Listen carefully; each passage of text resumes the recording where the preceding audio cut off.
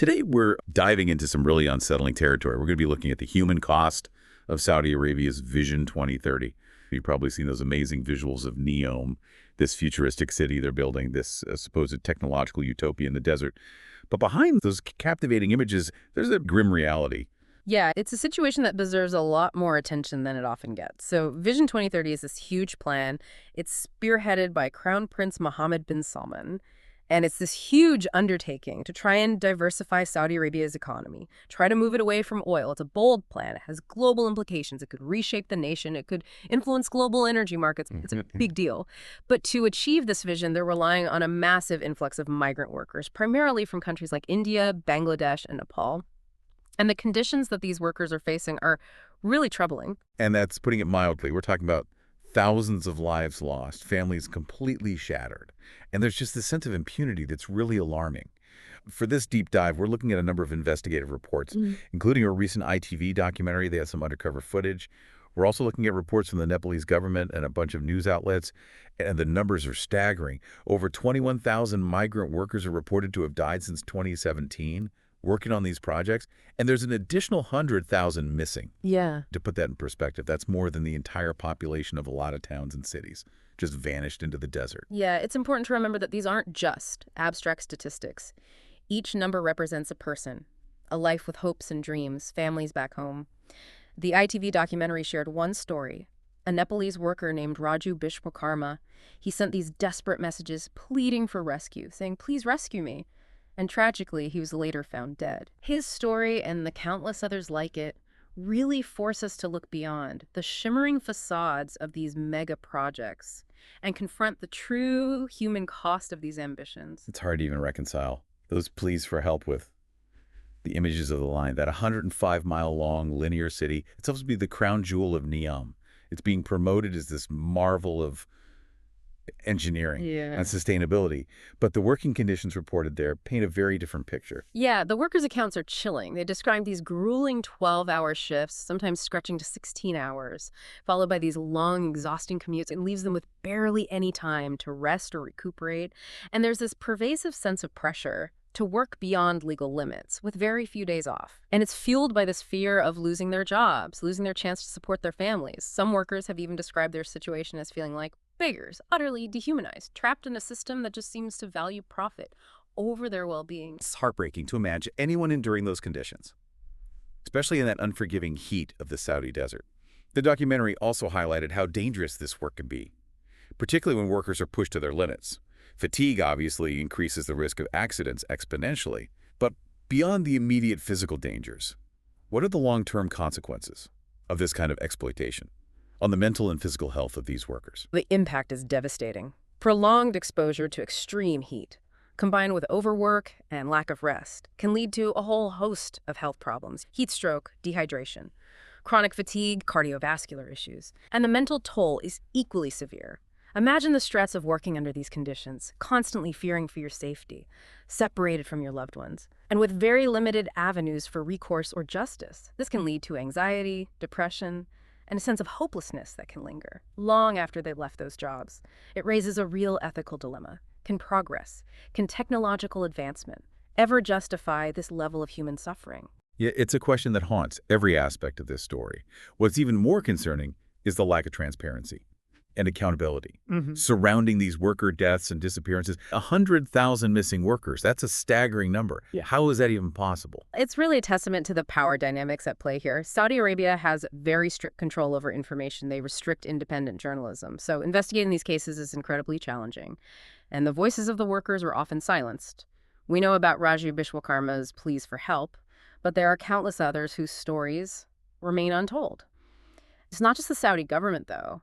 There are a lot of major international engineering firms involved.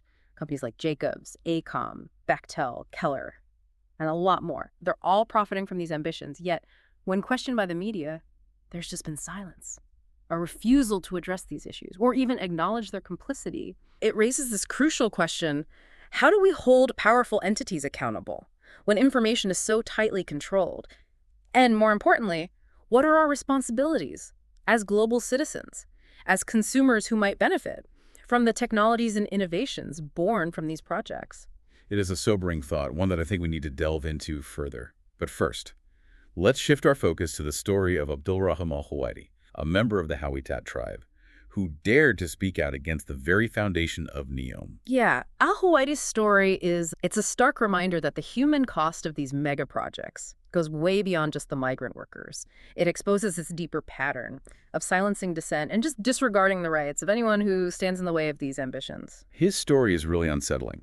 Al-Huwaiti was a vocal critic of the forced displacement of his tribe, the Hawitat, from their ancestral lands to make way for Neom.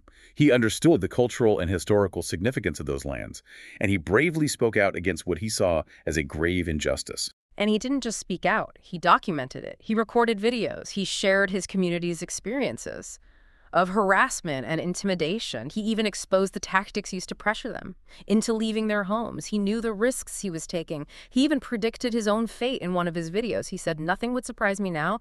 Throw me in prison or even kill me." And tragically, his words were prophetic. Yeah. In 2020, he was killed in a confrontation with Saudi security forces. The official account claims that he opened fire and threw Molotov cocktails, and that justified their use of lethal force. But a former Saudi intelligence officer actually spoke to ITV under the condition of anonymity, and he contradicted that official narrative. He alleged that al-Huwaiti was unarmed and that weapons were planted on his body after the fact to justify the killing. It's a chilling reminder of how easily these narratives can be manipulated, especially when independent investigations are restricted. Silencing al-Huwaiti and the forced displacement of the Hawitat tribe raises these profound questions about the treatment of indigenous populations. When these massive development projects come in, Yeah, it's a pattern we see repeated throughout history, where the rights and cultures of indigenous communities are just sacrificed for what's deemed progress or development. It's crucial to understand that. These lands aren't just empty spaces to be claimed and reshaped. They hold generations of history, cultural significance, spiritual connections for the people who have called them home for centuries. and this disregard for indigenous land rights intersects with the exploitation of the migrant workers in a disturbing way. Yeah. It reveals a broader system where those with power and resources exploit those who are marginalized and vulnerable, whether it's indigenous populations facing displacement or migrant workers lured by false promises. Exactly. It's a system that prioritizes profit and ambition over human dignity and basic rights. And it's not unique to Saudi Arabia. We're seeing these patterns play out all over the globe as mega projects become more and more common, fueled by this desire for rapid economic growth and technological advancement. But what's striking about the Vision 2030 projects is the sheer scale of it. The billions of dollars invested, this ambition to reshape entire cities, entire landscapes, all under a shroud of secrecy and controlled information. It feels almost Orwellian, this carefully constructed narrative of progress, masking this much darker reality. And that carefully constructed narrative is often what draws in the migrant workers. They're lured by the promise of a better life, the promise of earning enough to support their families back home. They see the dazzling renderings of Neom, the line, and these other projects, and they believe in the possibility of a brighter future. But the reality that they encounter is often a nightmare of exploitation and abuse. We've heard accounts of workers enduring grueling hours, unsafe conditions, inadequate health care, all while living in fear of reprisals if they dare to speak out. One worker in the ITV documentary described their situation as being treated like beggars, highlighting the dehumanizing nature of their experience. And it's that dehumanization that allows the system to continue. When you view people as disposable, as just cogs in this machine of progress, it becomes so much easier to justify their mistreatment, their exploitation, even their disappearance. And that's what makes that figure of 100,000 missing workers so deeply disturbing. It's unfathomable. Where are these people? What happened to them? We may never know the full extent of it. The lack of transparency makes it almost impossible to conduct thorough investigations or to hold those responsible accountable. But their absence, their silence, it's a haunting indictment of the system that failed to protect them. It's a system that seems to operate with impunity, silencing dissent, controlling information, prioritizing profit over human lives. And it raises these urgent questions about our collective responsibility. What can we do as individuals, as consumers, to ensure that our choices aren't inadvertently supporting these systems of exploitation? That's a question we all need to grapple with. We can start by becoming more informed, seeking out independent sources of information, supporting organizations that are advocating for worker rights and human rights, and demanding transparency and accountability from the corporations and governments involved in these projects. Yeah, it's easy to feel overwhelmed by the scale of these issues. But even small actions can make a difference. By amplifying the voices of those who are silenced, by shining a light on these injustices, we can contribute to a collective movement for change. Absolutely. The pursuit of progress can't come at the expense of human lives. True progress has to be grounded in respect for human dignity, the protection of human rights, and the well-being of everyone involved. It's a reminder that behind the dazzling facades and all the grand pronouncements, there are real people whose lives are being impacted, often tragically, by these ambitions, and we have a responsibility to ensure that their stories are heard, that their sacrifices are not in vain. It feels like we've uncovered this deeply troubling paradox. On one hand, we have this drive for progress, for innovation, for building a future that promises all these technological advancements and solutions to some of humanity's biggest challenges. But on the other hand, that pursuit of progress is often built on this foundation of exploitation, of suffering, and disregard for basic human rights. It's a tension that runs throughout human history, really, this clash between ambition and compassion, between wanting a better future and the cost of actually achieving it. Yeah. And the question that keeps coming back to me is, how do we reconcile those two seemingly opposing forces? How do we ensure that progress doesn't come at the cost of human dignity? Basic rights, the rights of the very people who are making that progress possible. It's not about halting progress completely. It's about redefining what progress actually means, shifting our focus away from purely economic or technological advancements to a more holistic understanding of well-being.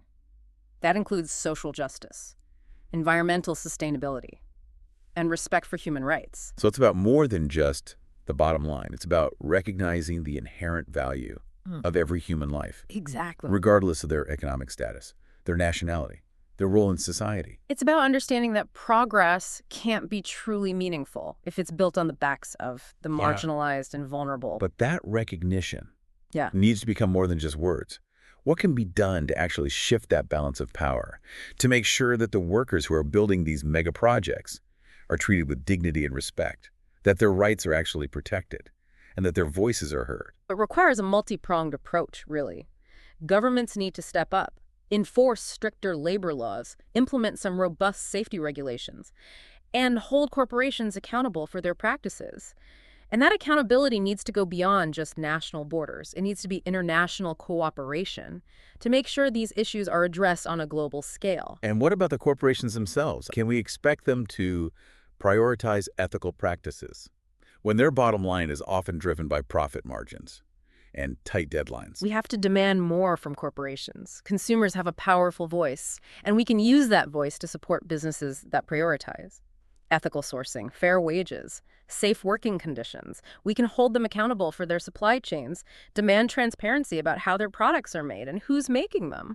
It's a reminder that our choices as consumers have consequences. We're all interconnected in this global system, and even small choices can make a difference, like supporting ethical brands or advocating for change within our community. It all adds up. It can contribute to a larger shift towards a more just and equitable world. Exactly. It's not about placing blame. It's about recognizing that we all have a role to play in shaping a better future.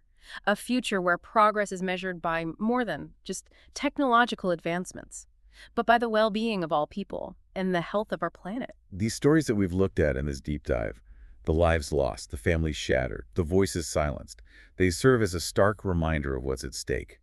But they also offer a glimmer of hope, a reminder that even in the face of these seemingly insurmountable challenges, the human spirit of resilience, of compassion, of the pursuit of justice, it can prevail. Yeah, that's the thing to hold on to. It's a reminder that we're not powerless. We can choose to be informed, to be engaged, to use our voices and our actions to create a world where progress is truly meaningful, a world where ambition is tempered with compassion, and where every human life is valued and protected. It's a goal worth striving for. That's a powerful message to end on. Thank you for joining us on this deep dive. It's been a heavy but really crucial conversation. We encourage you to keep exploring these issues, to seek out more information, and to consider what role you can play in creating a more just and equitable world. Remember, the future isn't set in stone. It's shaped by the choices we make today.